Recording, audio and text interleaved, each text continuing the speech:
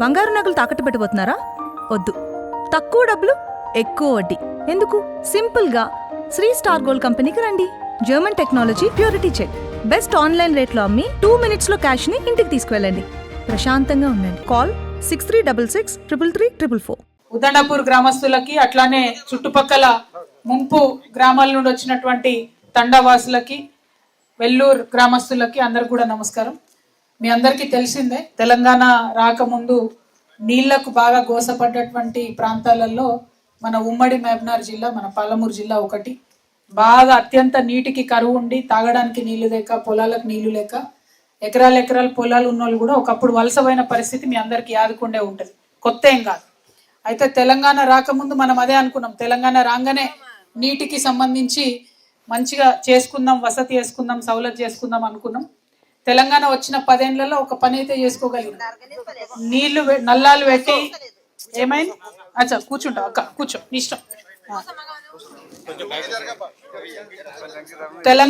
తెలంగాణ వచ్చినాక కొన్ని మంచి పనులు జరిగినాయి. అందులో ముఖ్యంగా ఇంటింటికి మనము నల్ల పెట్టుకొని మిషన్ భగీరథతోని చాలా ఊర్లలో నీళ్ళు ఇచ్చే ప్రయత్నం చేసినాం. అట్లానే మన చెరువులు పూడిక తీసుకొని మిషన్ కాకతీయ పేరుతోని మనము చాలా దగ్గరలో సాగునీరు ఇచ్చుకునే ప్రయత్నం చేసినాం.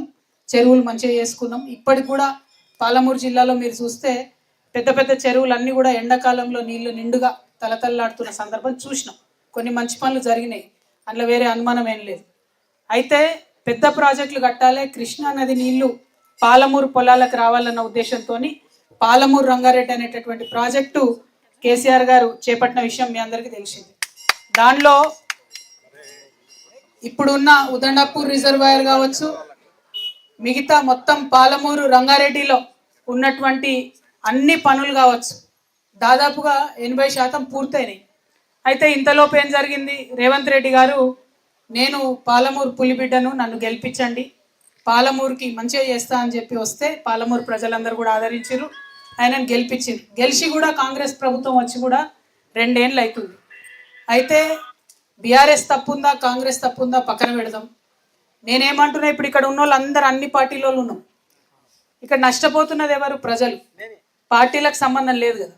నేను అనేది ఒకటే, ఎప్పుడైతే ప్రాజెక్టు మనం మొదలు పెట్టినామో అప్పుడు ఇక్కడ ఉండేటటువంటి ప్రజలు, ఈ మొత్తం ముంపు గ్రామాల ప్రజలు పెద్ద మనసు చేసుకొని, మా భూమి జాగా పోతే పోయింది కానీ 5 లక్షల మందికి లాభం జరుగుతుంది, 5 లక్షల ఎకరాల పైచీలకు నీళ్ళు వస్తాయి ఈ రిజర్వాయర్ కింద అని మీరందరూ కూడా ఒప్పుకున్నారు. వెళ్ళిపోతాం మేము ప్యాకేజ్ తీసుకుని అని.